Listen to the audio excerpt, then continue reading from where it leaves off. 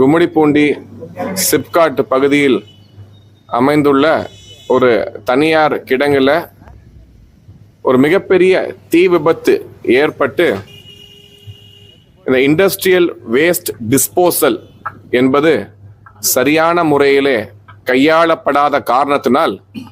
இந்த பகுதியில் உள்ள மக்கள் பெரிய அளவுக்கு பாதிக்கப்பட்டிருக்காங்க. இது கிட்டத்தட்ட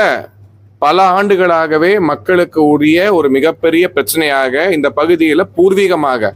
பல ஆண்டுகளாக தலைமுறைகளாக வாழ்ந்து கொண்டிருக்கும் மக்களுக்கு ஒரு மிகப்பெரிய அச்சுறுத்தலாக,